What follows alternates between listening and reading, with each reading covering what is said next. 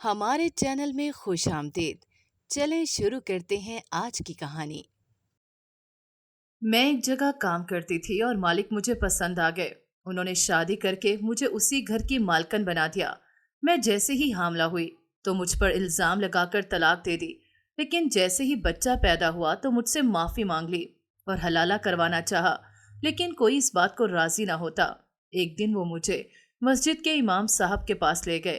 انہوں نے جو بات کہی سنتے ہی میرے تو ہوش اڑ گئے کہ تیز دوڑتے ہوئے میں نے ایک دفعہ پھر سے مڑ کر دیکھا، جیسے پوچھنا ہو کہ میرا قصور کیا ہے۔ میری نظریں بار بار سوال کر رہی تھیں، ایک دفعہ میرا قصور تو بتا دو۔ میرا سانس پھولتا جا رہا تھا، ٹانگیں پسینے سے شرابور اور بھاری ہوتی جا رہی تھیں۔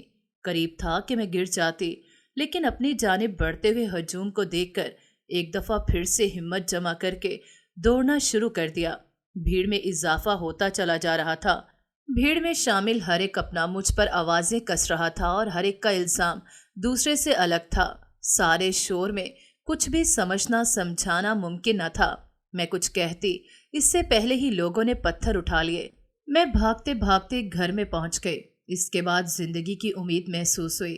زندہ بچ جانے کی ممہوم سی امید نے میرے بدن کا ساتھ چھوڑتی ٹانگوں میں پھر سے توانائی بھر دی۔ میں نے ایک بار پھر مڑ کر دیکھا، جیسے اس شخص کو ڈھونڈ رہی ہوں جس نے یہ معاملہ شروع کیا تھا۔ ہجوم اور اس کا درمیانی فاصلہ کم ہوتا جا رہا تھا۔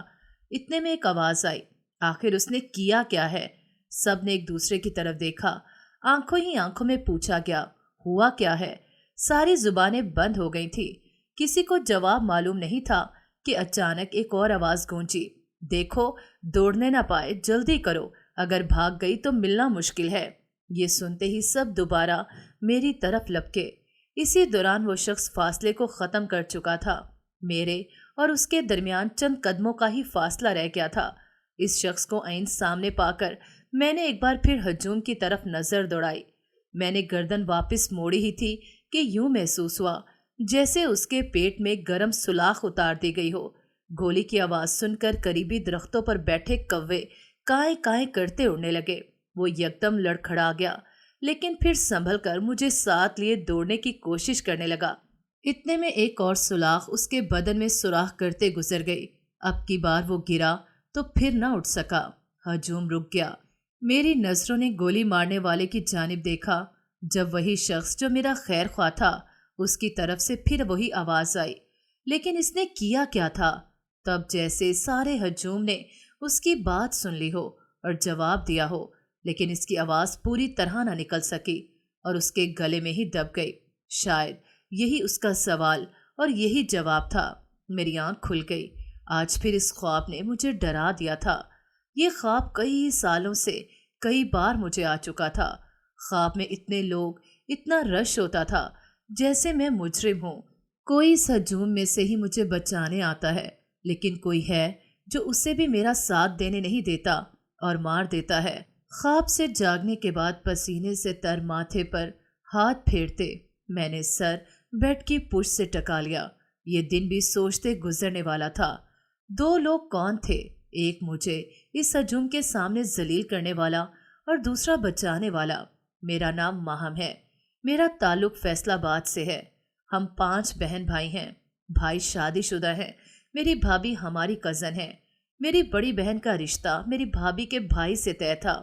میں کراچی میں ایک دارالعلوم کی نگران تھی۔ ایک دن میری ملاقات ایک ایسی مصیبت کی ماری لڑکی سے ہوئی۔ ویسے تو وہاں پر سبھی مظلوم عورتیں آتی تھیں، مگر اس میں کچھ خاص بات تھی۔ وہ خوبصورت اور خوش اخلاق لڑکی تھی، مگر جب اس کو وہاں لایا گیا تو وہ بہت رو رہی تھی۔ میں اس سے اس کے رونے کی وجہ جاننا چاہتی تھی۔ میں نے اسے 2-3 بار پیار سے پوچھا، مگر اس نے کچھ نہ بتایا۔ دارالعلوم کا یہ اصول ہے کہ یہاں پر آنے والی کسی بھی لڑکی یا عورت کو مجبور نہیں کیا جاتا کہ وہ یہ نہ سمجھے کہ یہ لوگ اسے مجبور کر رہے ہیں۔ میں نے اسے اس کے بستر پر جا کر بٹھا دیا۔ وہ سرخ آنکھوں سے مجھے دیکھنے لگی۔ میں نے کہا کہ تمہیں کچھ چاہیے تو بتا دو۔ وہ کہنے لگی، مجھے زیادہ بات کرنے کی عادت نہیں ہے، آپ مجھے ایک کتاب لا دیں کہ میں اسے پڑھتے پڑھتے سو جاؤں گی۔ میں نے پوچھا، اور کچھ چاہیے تو بتا دو۔ کہنے لگی کہ میں ایسی جگہ پر رہنا چاہتی ہوں جہاں زیادہ عورتیں نہ ہوں۔ वरना इनकी बातों की वजह से मैं सो नहीं सकूंगी। मैंने बाएं साइड वाले कमरे की तरफ इशारा किया और कहा कि वो कमरा खाली है, मगर वहां कोई चारपाई नहीं है।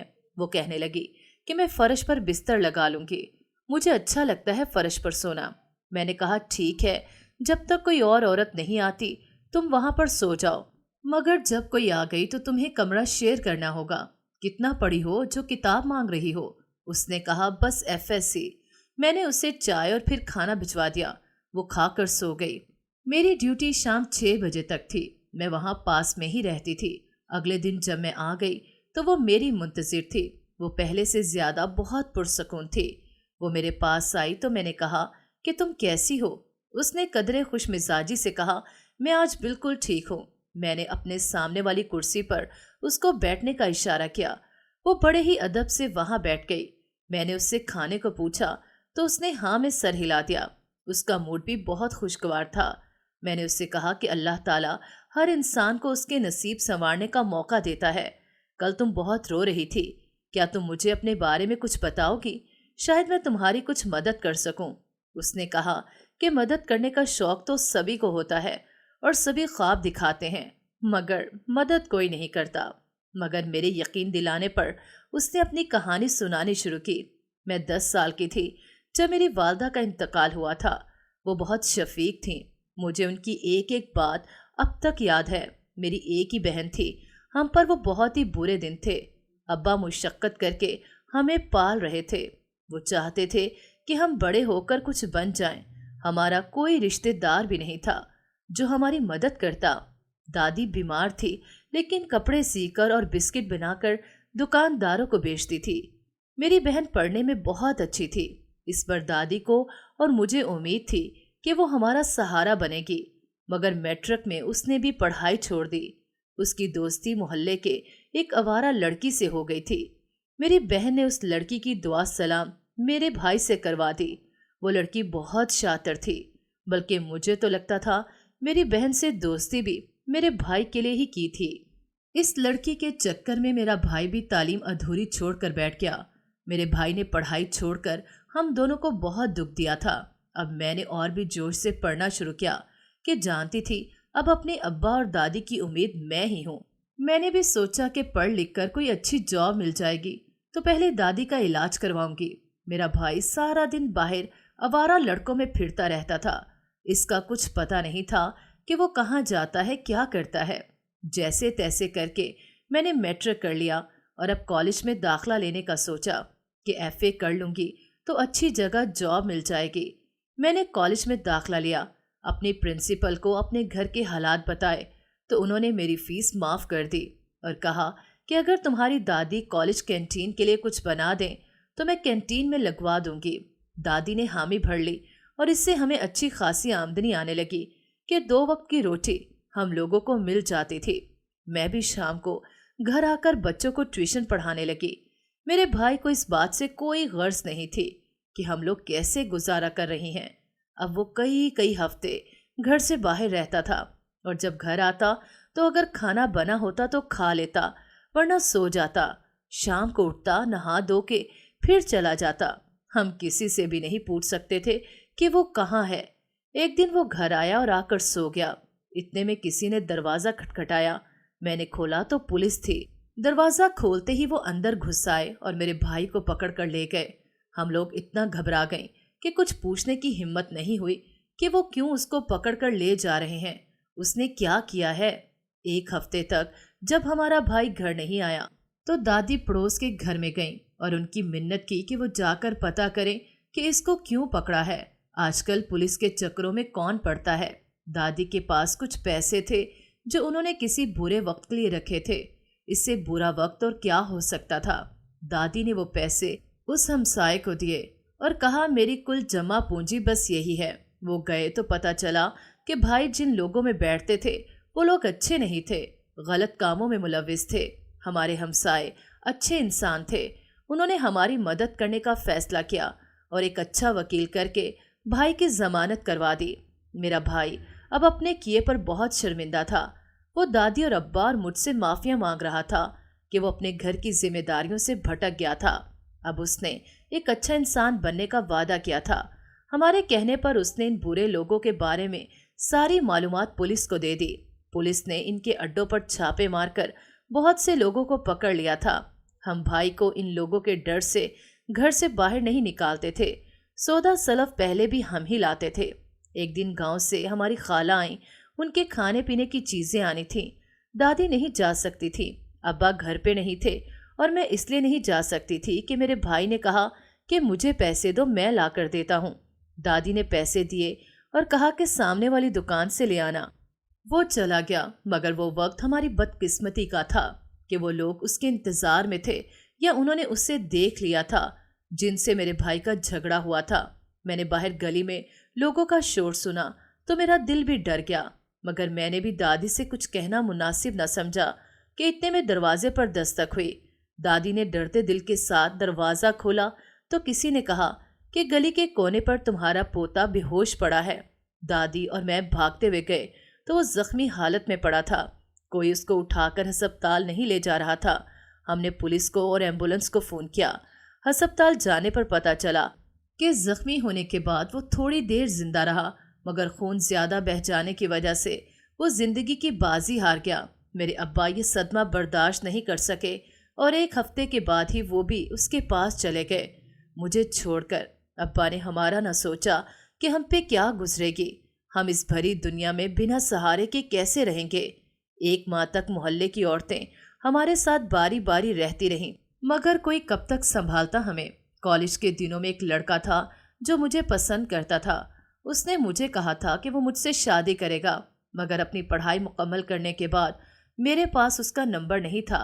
मैं कॉलेज गई और वहाँ से उसका नंबर लेकर उसे फ़ोन किया और उसको सारी बात बताई तो उसने ये कहकर शादी करने से इनकार कर दिया कि वो किसी ऐसी लड़की से शादी नहीं करना चाहता था कि जिसके भाई का ताल्लुक किसी गिरोह से रहा हो और वो इस गिरोह के हाथों मारा भी गया हो। मेरे ऊपर ये पहाड़ क्या कम था कि मैं इस भरी दुनिया में अपने ख़ानदान को खो बैठी थी कि मेरा साथ देने वाले ने भी मेरा साथ छोड़ दिया। फिर मैं अपनी एक बहुत ही गहरी दोस्त के घर गई कि शायद उसके घर में मुझे पनाह मिल जाए, मगर इसके घर वालों ने भी इनकार कर दिया। उसके एक भाई ने कहा कि दारुल उमान में चली जाओ, वहाँ तुम्हें छत मिल जाएगी। इस जगह के बारे में बहुत सी बातें सुनी हुई थी, मगर मुझे यहाँ आप जैसी मेहरबान और हमदर्द दोस्त मिल गई। इसकी कहानी सुनकर मुझे उससे और भी हमदर्दी होने लगी। एक दिन मुझे लेने मेरा भाई आया और मुझसे पूछने लगा कि क्या यहाँ कोई फातिमा नाम की लड़की भी आई है। मैंने पूछा कि क्या आप उसे जानते हो। उन्होंने मुझे बताया कि वो और फातिमा एक ही कॉलेज में पढ़ते थे। मैं समझ गई कि वो लड़का और कोई नहीं, मेरा अपना भाई ही था जिसने उसे छोड़ा था। मैंने कहा कि वो अब भी तुमसे ही प्यार करती है, तुम उससे शादी कर लो। मगर वो बोला कि नहीं, मैं ऐसी लड़की से शादी नहीं कर सकता जो दारुल उमान में रहती हो, और मेरे भाई ने अपनी कज़न से शादी कर ली। मैंने भाई से कहा कि फातिमा सच कहती थी, मदद करने का शौक तो सभी को होता है और सभी सबज बाग भी दिखाते हैं, मगर मदद कोई नहीं करता। इसके बाद मोहब्बत नामी जज्बे से मेरा एतमाद ही उठ गया। मुझे लगता था कि सब धोखा है। मुझे फातिमा न भूलती। दादी के फोत हो जाने और बहन की शादी के बाद उसने अपनी जिंदगी दारुल उमान के लिए वक्फ कर दी। वो वहाँ की लड़कियों के लिए एक मिसाल बन गई, उनके दुख और दर्द बांटने लगी, मेरी सबसे प्यारी दोस्त बन गई। लेकिन मैंने उसे आज तक नहीं बताया कि जिसका वो इंतज़ार करती है, जिसकी बातें मुझसे करती है, वो मेरा ही भाई है। मैं उसे सब कहकर उसे खुद से दूर नहीं कर सकती थी। मेरे अब्बू हमेशा ही हर मामले में मेरे भाई की साइड लेते थे। उन्हें लगता बहनों को हमेशा भाइयों से दब कर रहना चाहिए, लेकिन मैं अपनी सहेलियों को देखती तो हैरान होती जब वो बताती कि उनकी अपने भाई से बहुत दोस्ती है, बहुत अंडरस्टैंडिंग है। लेकिन हमारे घर का माहौल उससे उल्ट था। मैंने हमेशा अपने घर की औरतों को मर्दों से डरते और दब के जीते देखा। भाई से तो मैं अब वैसे ही दूर हो गई थी, फातिमा की वजह से। रज़ा मेरा कज़न था, मेरी खाला का बेटा था, लेकिन मेरे वालिद इन लोगों को अच्छा नहीं समझते थे। मेरी खाला का रिश्ता पहले अब्बू से हुआ था। 5 साल मंगनी रही, लेकिन फिर मेरी खाला ने इस रिश्ते से इनकार कर दिया और अपने क्लास फेलो से शादी कर ली। अब्बू की शादी मेरी अम्मी से हो गई, लेकिन वो आज भी इन लोगों से बात नहीं करते थे, ना किसी को उनके घर की किसी तकरीब में जाने देते। अम्मी को मना नहीं करते थे, لیکن خالہ کو ہمارے گھر آنے کی اجازت نہیں تھی۔ ایک دفعہ ابا کسی کام سے کراچی گئے، 3-4 دن لگ جانے تھے۔ امی نے خالہ کی دعوت کر لی، لیکن ابا اچانک گھر واپس آ گئے۔ امی کی بہت بے عزتی کی اور کہا، تم تو چاہتی ہو میں مر جاؤں اور تم ان لوگوں سے رشتہ داریاں نبھاتی رہو۔ خالہ لوگوں نے کھانا بھی نہیں کھایا اور چلے گئے۔ اس کے بعد خالہ کبھی ہمارے گھر نہیں آئی۔ میں دارالعلومان سے واپس وین میں ہی آتی تھی، لیکن ایک دن رضا کی کال آئی کہ امی کی طبیعت ٹھیک نہیں۔ خالہ شوگر کی مریضہ تھی، اکثر ہی بیمار رہتی تھی۔ رضا خالہ کی اکلوتی اولاد تھا۔ رضا مجھے اسکول سے لے گیا۔ خالہ کی شوگر بہت بڑھ گئی تھی۔ میں لڑنے لگی کہ کھانے میں بے احتیاطی کا نتیجہ ہے۔ رضا اور میں انہیں ڈاکٹر کے ہاں لے گئے، واپس لائے، انہیں میڈیسن دی تو آرام کرنے چلی گئیں۔ میں نے 2-3 پرہیزی کھانے بنائے ان کے لیے۔ انہیں دیکھنے کمرے میں گئی تو وہ سو رہی تھی۔ رضا کے کمرے میں آئی جو کہیں جانے کی تیاری کر رہا تھا۔ میں نے کہا، مجھے گھر چھوڑ دو، ابو کو پتہ چلا کہ میں یہاں تھی تو تم جانتے ہو بہت خفا ہوں گے۔ وہ ہنستے ہوئے کہنے لگا کہ سوچو اگر میں تمہیں مسلسل یہاں لے آؤں ہمیشہ کے لیے تو ان کا کیا ہوگا۔ میں نے گھور کر دیکھا تو بولا، میں صحیح کہہ رہا ہوں، کچھ کرتی کیوں نہیں، ڈٹ جاؤ میرے لیے، کہہ دو سب سے رضا سے ہی شادی کروں گی۔ میں نے کہا، میرا مرنے کا ارادہ نہیں ہے۔ تو میرے پاس آیا اور کہنے لگا، مطلب شادی کا ارادہ تو ہے نا۔ میں نے کہا، زیادہ باتیں نہیں بناؤ، مجھے گھر چھوڑو۔ میں اور رضا بائک پر گھر آ رہے تھے کہ ہمیں رستے میں بھائی نے دیکھ لیا۔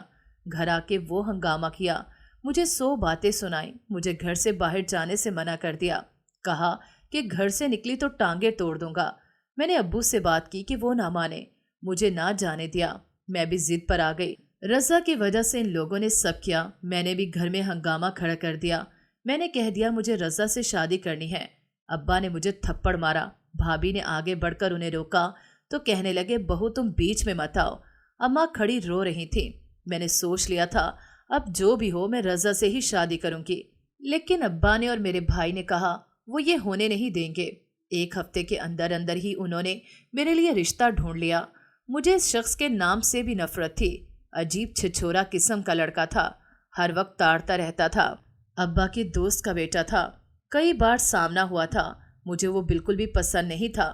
فاطمہ کے فون پر فون آ رہے تھے، لیکن میں دارالعلومان بھی نہیں جا سکتی تھی۔ پھر دوسرے دن جب شام کو میرا نکاح تھا، میں نے گھر سے بھاگنے کا پروگرام بنا لیا اور ایک سہیلی کی مدد سے لاہور آ گئی۔ رضا سے تعلق رکھنے کا مطلب تھا کہ اسے مروا دوں۔ میں جانتی تھی کہ میرے گھر والے اسے زندہ نہیں چھوڑیں گے۔ میں خالہ کا آخری سہارا چھیننا نہیں چاہتی تھی۔ یہیں ایک فرم میں جاب مل گئی۔ یہاں کا مالک بہت اچھا انسان تھا، اس نے میری بہت مدد کی۔ میں اس سے بہت متاثر تھی۔ ایک دن اس نے مجھے کہا کہ اس معاشرے میں اکیلی جوان اور خوبصورت لڑکی کا اکیلے رہنا بہت مشکل ہے۔ کل مجھ سے میرے ہی ایک دوست نے تمہیں دیکھ کر تمہارا نمبر مانگا۔ مجھے اچھا نہیں لگا۔ میں تمہارے حالات سے واقف ہوں۔ تم یہاں کیوں ہو میں جانتا ہوں۔ میں تمہیں پسند کرتا ہوں اور چاہتا ہوں تم مجھ سے شادی کر لو۔ تمہیں سہارے کی ضرورت ہے اور مجھے تمہاری۔ میں نے سوچنے کا وقت مانگا۔ فاطمہ سے بات کی۔ اس نے کہا کہ اگر شادی کرنی ہی ہے تو ٹھیک ہے کر لو۔ ایک تو بندہ سیٹل ہے، تمہارا مستقبل بن جائے گا، دوسرا تمہیں ایک مضبوط سہارے کی ضرورت بھی ہے۔ اس طرح میں نے اپنے مالک سے شادی کر لی۔ زندگی بہت خوبصورت تھی، بڑا سا گھر جو اب میرا تھا۔ میں جو چند ہزار کی خاطر دھکے لگاتی پھر رہی تھی، اب عیش سے زندگی گزار رہی تھی۔ لیکن ایک بات میں نے نوٹ کی تھی، وہ مجھے گھر سے نکلنے نہ دیتا تھا، نہ کسی سے بات کرنے دیتا تھا۔ انہی دنوں میں امید سے ہو گئی، لیکن میرا شوہر بدل رہا تھا۔ اس کا رویہ بہت عجیب ہوتا جا رہا تھا۔ اس نے مجھے طلاق دے دی، لیکن میں وہاں سے کیسے نکلتی؟ وہ مجھے یہاں سے جانے بھی نہیں دے رہا تھا۔ بچے کی پیدائش کے بعد اس نے بد چلن کہہ کر نکال دیا۔ میں فٹ پاتھ پر بچے کو لیے روتے ہوئے چل رہی تھی، جب اپنے پیچھے اسے آتے دیکھا، کہنے لگا مجھے معاف کر دو، مجھ سے غلطی ہو گئی، چلو گھر چلو۔ میں نے انکار کیا۔ مجھے ساتھ چلنے کے لیے مجبور کرنے لگا۔ لوگ ہمیں اس طرح لڑتے دیکھ رہے تھے۔ وہ زبردستی مجھے گھر لے آیا اور کہا کہ میں شرمندہ ہوں، تم یہاں سے کہیں نہیں جاؤ گی، ہم ساتھ ہی رہیں گے۔ میں نے کہا کہ ہمارا کوئی رشتہ نہیں، تو مجھے جانے دو۔ کہنے لگا ہم کسی سے حلالہ کرواتے ہیں، پھر دوبارہ سے ساتھ زندگی گزاریں گے۔ مجھے اپنی غلطی کا احساس ہے۔ ایک دن وہ ایک امام مسجد کے سامنے مجھے لے گیا۔ امام مسجد نے کہا کہ اسے مجھ سے اکیلے میں بات کرنی ہے۔ मेरा शौहर बाहर चला गया तो इमाम मस्जिद ने कहा, ये शख्स पहले भी मेरे पास इसी काम के लिए आया था। ये शख्स अच्छा नहीं है, ये सिर्फ धोखा देकर तुम्हें साथ रखना चाहता है। तुम इसके चुंगल में फंसी कैसे? इसका तो काम ही ये है भोली भाली लड़कियों से जाली शादी करके उन्हें साथ रखना और जब दिल चाहा तब छोड़ देना। मेरे पैरों तले से जमीन निकल गई। मैंने कहा, यह शख्स मुझे यहाँ से निकलने नहीं देगा। इमाम मस्जिद ने कहा कि मेरा एक जानने वाला है जो पुलिस ऑफिसर है, मैं उससे बात करता हूँ। मैंने इमाम मस्जिद का शुक्रिया अदा किया। तभी वो धोखेबाज शख्स वहाँ आ गया। इमाम मस्जिद ने मदद का वादा कर लिया और कहा कि वो जल्द ही किसी को इस काम के लिए ढूंढ देंगे। मुझे अब उस दिन का इंतज़ार था, मैं यहाँ से निकल जाऊँ। इस शख्स की हरकतें मेरे लिए अजाब थीं। मेरे लिए एक एक दिन साल बराबर था। लोग मुझ पर बातें करने लगे थे। हमारी नौकरानी ने सारे मोहल्ले में बात फैला दी थी कि तलाक के बाद भी मैं उसी घर में उस शख्स की बीवी की तरह रह रही हूँ। अव्वल तो ये शख्स मुझे निकलने न देता, लेकिन एक दिन जब वो घर पर नहीं था और मैं अपने बच्चे की दवाई लेने गई तो वापसी पे लोगों ने मुझ पे आवाज़ें कसनी शुरू कर दी और कहा कि बीवी तो अब रही नहीं हो, लेकिन अमीर आदमी को छोड़ने को दिल नहीं कर रहा। इस नौकर चाकर और बड़ी गाड़ियों के बगैर गुजारा मुश्किल लगा, इसीलिए तो रखेल बन गई हो। कुछ लोगों ने मेरी गाड़ी रोककर मुझे बेइज्जत भी किया। बहुत से लोग जमा हो गए। मेरी आंखें आंसुओं से भर गईं। मैंने गाड़ी से उतरकर घर की तरफ भागना शुरू कर दिया। दो आवारा किस्म के लड़के मेरे पीछे लग गए और कहने लगे, पकड़ो, इसने मोहल्ले का माहौल खराब कर दिया है, इस पर तो फतवा लगना चाहिए। ऐसी औरतें मुआशरे के लिए तबाही हैं। मैं भाग रही थी। मेरा छोटा सा बच्चा मेरी गोद में था। तब एक घर में दाखिल हो गई। इसके चौकीदार ने मुझे बाहर निकलने का कहा। तभी सामने से आते शख्स को देखकर मेरे पांव थम गए। वो रज़ा ही था, पुलिस यूनिफॉर्म में, और साथ वही इमाम मस्जिद भी थे। मुझे यूं इस हाल में देखा तो कहने लगे, अच्छा हुआ तुम यहाँ आ गई। मैं इसी शख्स की बात कर रहा था। ये ज़रूर तुम्हें इस जालिम शख्स से बचा लेगा। मैं कुछ बोलती कैसे, पता नहीं रज़ा ने मेरे बारे में क्या सोच रखा था। रज़ा ने कहा, मौलवी साहब, ये बहादुर लड़की है, बड़े बड़े फैसले करना जानती है। और जालिम, जालिम आप किसे कह रहे हैं? ये खुद बड़ी जालिम है, इससे पता है दूसरों को बर्बाद कैसे करते हैं। इमाम मस्जिद हैरानी से सब सुन रहे थे और शायद समझ गए थे। रज़ा पहले से ही मुझे जानता था, इसलिए वहाँ से चले गए। मैंने कहा, मुझे ज़रूरत है तुम्हारी रज़ा, प्लीज़ मुझे बचा लो। उसने मेरी तरफ देखा। मैं नज़रों का सामना नहीं कर सकी। मैंने नज़रें झुका लीं।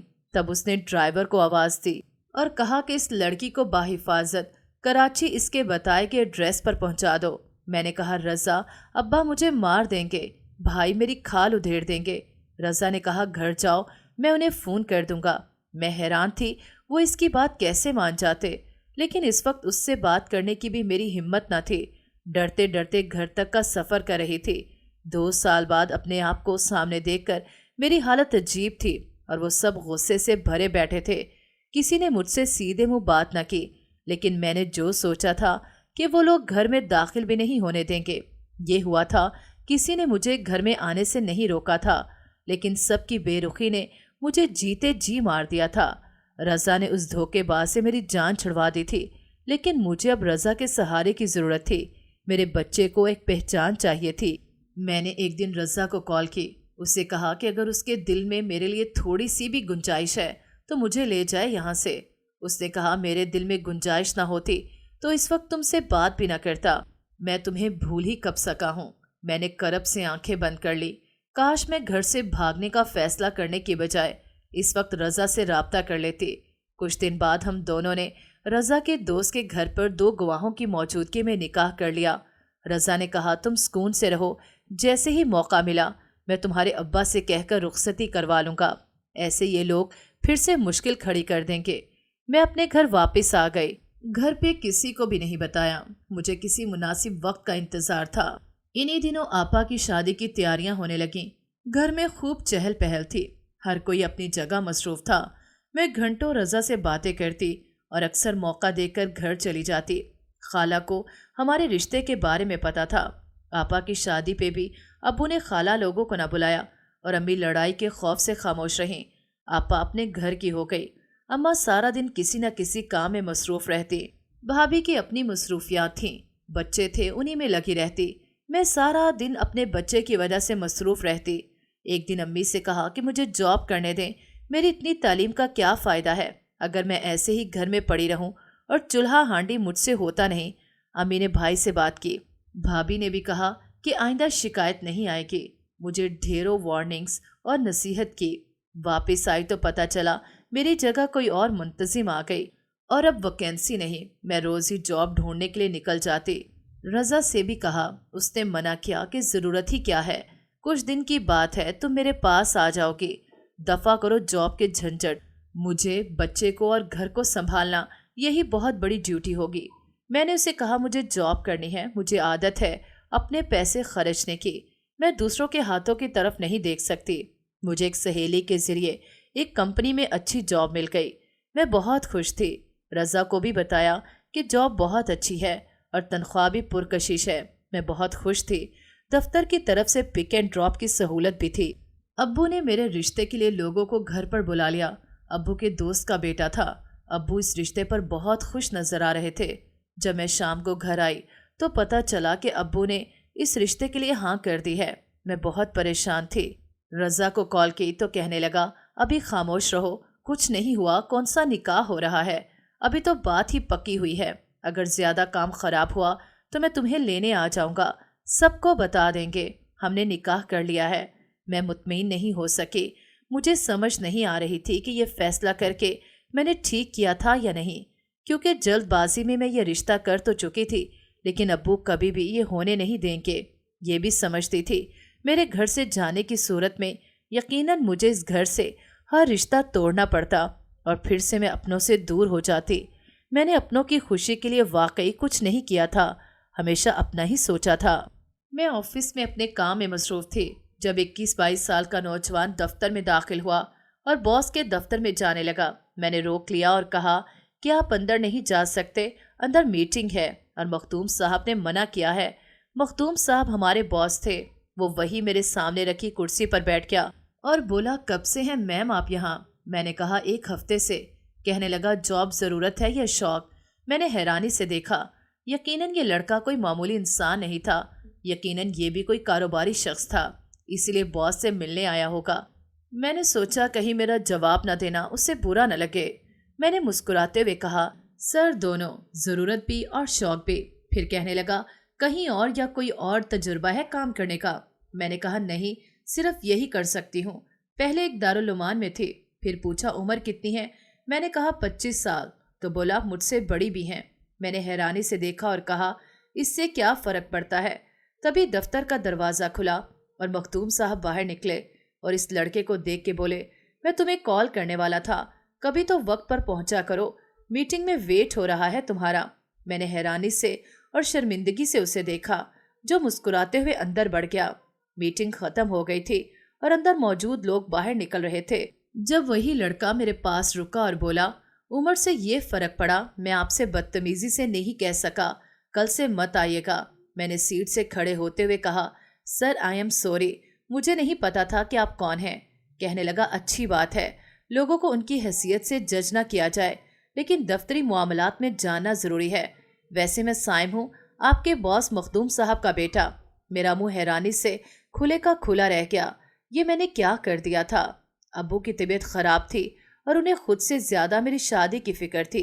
अम्मी से तैयारियों का कह चुके थे और भाई से भी कहा कि दफ्तर से कुछ लोन ले लो, कुछ पैसे मेरी पेंशन के रखे हैं, दोनों बहनों को रुखसत करो, फर्ज अदा हो, जो होना है अब हो चुका, शादी की तैयारी करो।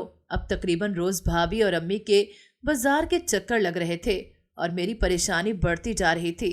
मैं रोज रजा से पूछती, लेकिन उसके पास यही जवाब होता, अभी कौन सा कुछ हो रहा है, निकाह तो नहीं है ना, जो तुम परेशान हो रही हो, कुछ नहीं होगा। साइम 1 हफ्ते से बाहर था, इसलिए दफ्तर नहीं आ रहा था, लेकिन अब बाकायदगी से आना शुरू कर दिया था और सारे अमले की दौड़े लगवा रखी थी।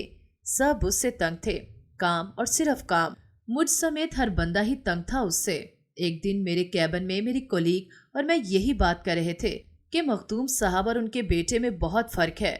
मखदूम साहब सबको इंसान समझते हैं, जबकि साइम सर सबको गधे, जिनसे बस काम लेते रहो, शाम को भी अगर कुछ बाकी है तो वो मुकम्मल करके जाया जाए, जैसे अगली सुबह नहीं होगी।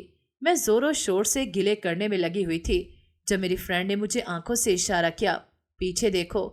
मैंने पीछे मुड़कर देखा तो साइम सुर्ख होते चेहरे के साथ मुझे घूर रहा था। मुझे दफ्तर में आने का कहा और वहां से चला गया। मुझे लग रहा था आज मेरी जॉब नहीं रहेगी। मैंने डरते हुए अंदर आने की इजाजत तलब की और अंदर आ गई। कहने लगा, आप क्या समझती हैं खुद को? मैंने कहा, इंसान। तो फिर मैं आपको गधा कैसे बना सकता हूँ? मैंने शर्मिंदगी से साइम की तरफ देखने से गुरेजी किया। मुझे लगा मुझे सॉरी कह देना चाहिए और बात खत्म कर लेनी चाहिए, लेकिन वो शुरू हो चुका था। उसका इरादा मुझे मजीद शर्मिंदा करने का था। कहने लगा, मेरी और मेरे कारोबार की कामयाबी की वजह सिर्फ यही है कि मैंने आज का काम कल पर नहीं छोड़ा, क्योंकि मैं कल के आने पर भरोसा नहीं रखता। कल हो ना हो, मैं उसकी बात से मुतासिर हुए बगैर न रह सकी। मैंने कहा, सर आप ठीक कह रहे हैं, बस मुझे आदत है कुछ ज्यादा बोल जाती हूँ। मेरी गलती है, मुझे इस तरह नहीं कहना चाहिए था। कहने लगा, गलती माफ हो सकती है लेकिन बददियानती नहीं। अगर आप मेरे ऑफिस में बैठकर मेरे अमले को मेरी बुराइयां करेंगी तो ये बर्दाश्त नहीं करूंगा। घर आई तो एक हंगामा बरपा था। किसी ने मेरे और रजा के निकाह का बता दिया था और अब्बू ने मुझे देखते ही पीटना शुरू कर दिया। भाई मुझे मारने के लिए तैयार बैठे थे। मेरी माँ का रो रो कर बुरा हाल था। मेरे भाई ने मुझे बहुत पीटा और अब्बू ने कहा, अभी इस रजा को बुलवाओ, उसे कहो कि अभी तलाक दे। भाई ने कहा, ये पहले भी हमारा मुंह काला कर गई। हमने फिर सोचा जमाने ने इसकी बोटियां नोच लेनी है और उस वक्त भी रजा हम पे हंसे ना, इसीलिए ही इसे घर में रखा और अब इसने इसी दुश्मन से निकाह कर लिया। जानती थी कि हमारा उनसे कोई रिश्ता नहीं। अब्बा कह रहे थे, काश तुम पैदा होते ही मर जाती, तुमने मुझे कहीं का नहीं छोड़ा। मुझे 1 हफ्ता हो गया था। बुखार की वजह से मेरी हालत बुरी थी। जब भाभी ने बताया कि तुम्हारे दफ्तर से कोई तुम्हें पूछने आया, मैंने सोचा मेरी दोस्त ही होगी।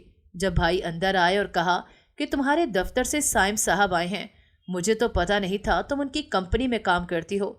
ये तो बड़े लोग हैं, हमारी कंपनी में भी इनके शेयर्स हैं 50%। ये तो हमारे भी बॉस हैं। जल्दी आओ, मैं चाय के साथ कुछ लेने जा रहा हूँ।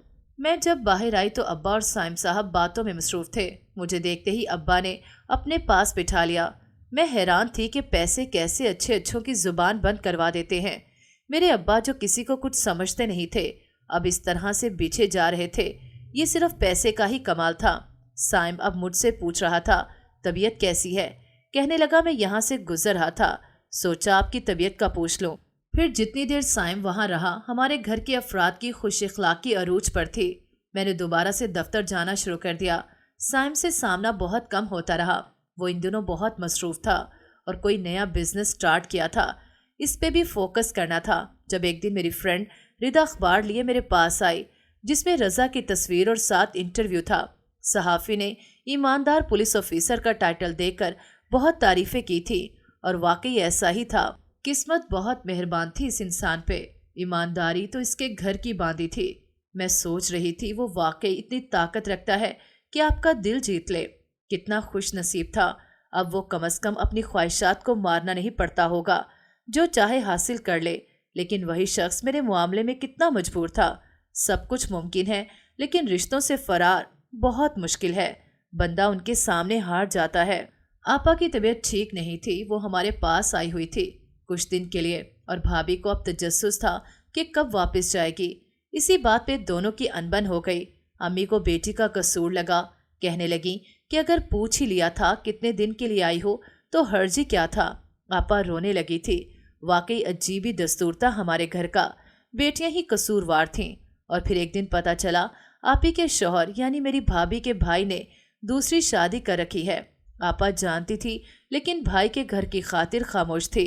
अब्बा ने भाई से कहा, या तो तुम भी दूसरी शादी कर लो या फिर अपनी बीवी को छोड़ दो। भाई के 2 बच्चे भी थे, कोई इनका नहीं सोच रहा था।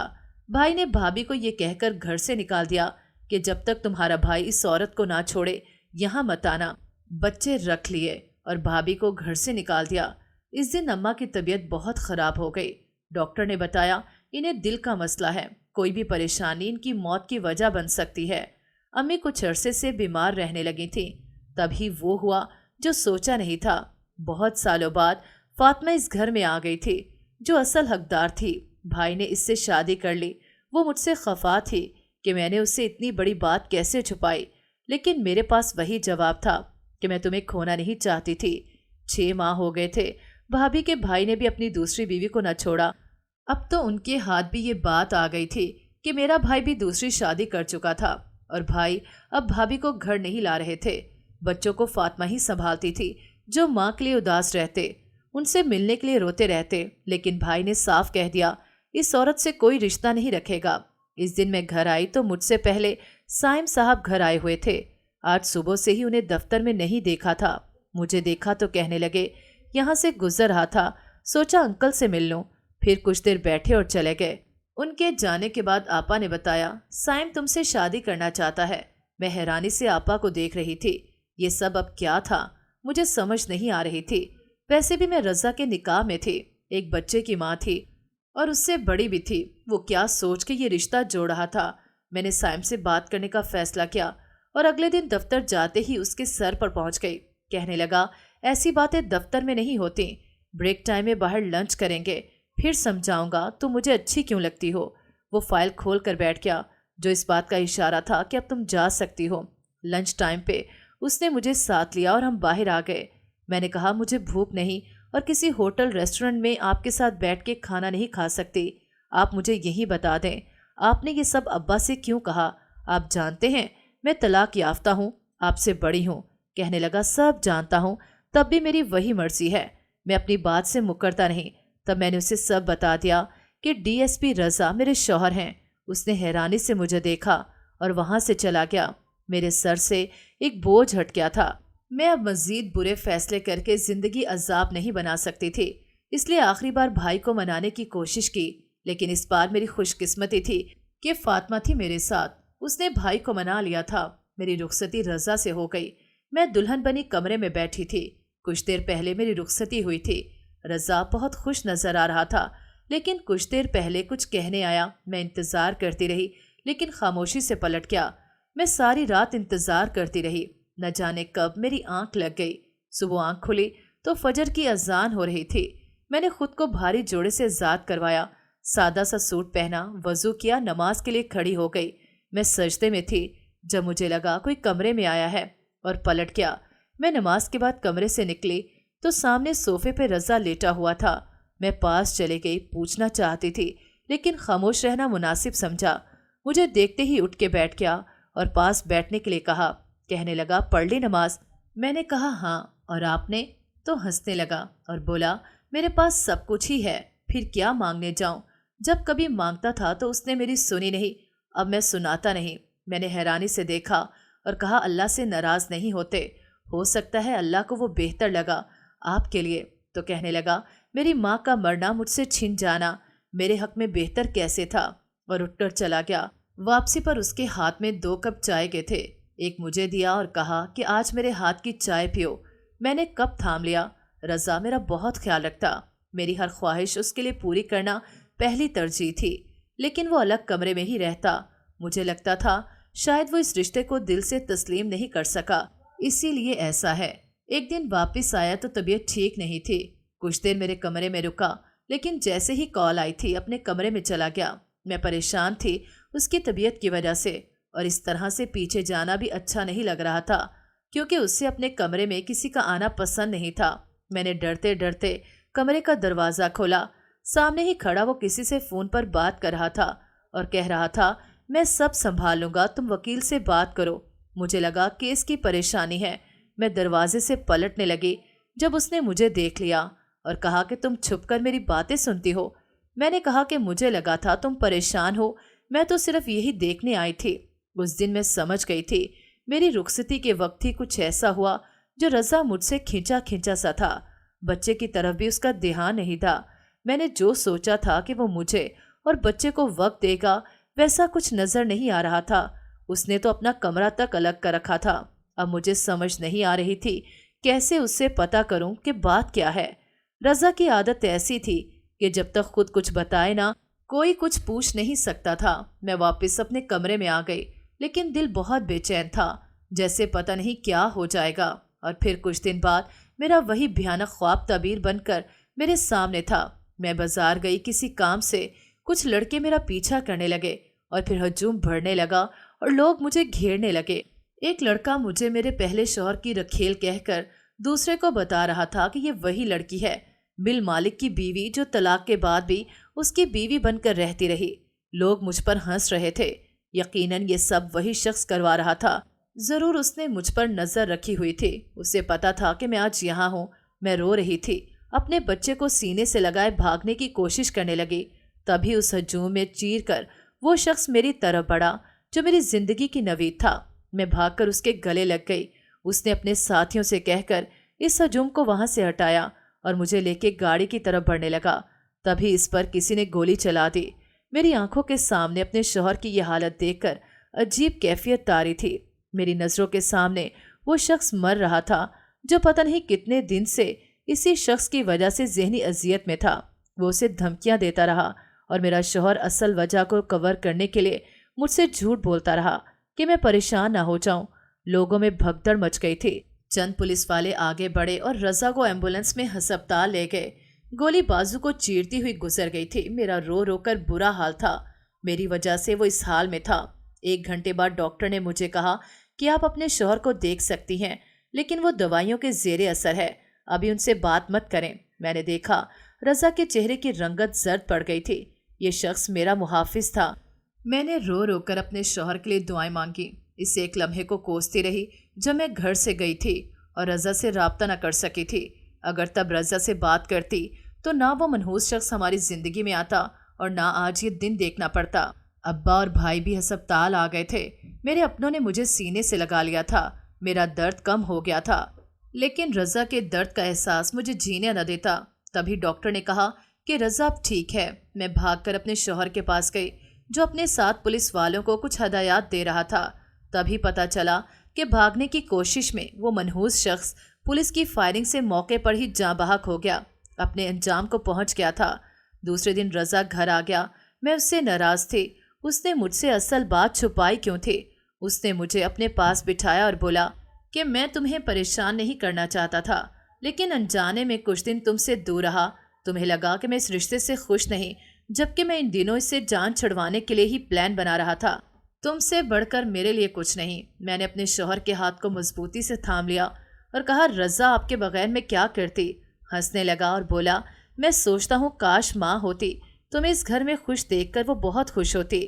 اس دن مجھے خالہ بہت یاد آئیں۔ کچھ رشتے ایسے ہی وفادار ہوتے ہیں، صرف ہمارے ہوتے ہیں۔ ناظرین، اگر آپ کو ہماری کہانی اچھی لگی ہے تو ویڈیو کو لائک کریں، شیئر کریں اور ہمارے چینل کو سبسکرائب کریں۔ اگلی ویڈیو تک اجازت دیں۔ اللہ حافظ۔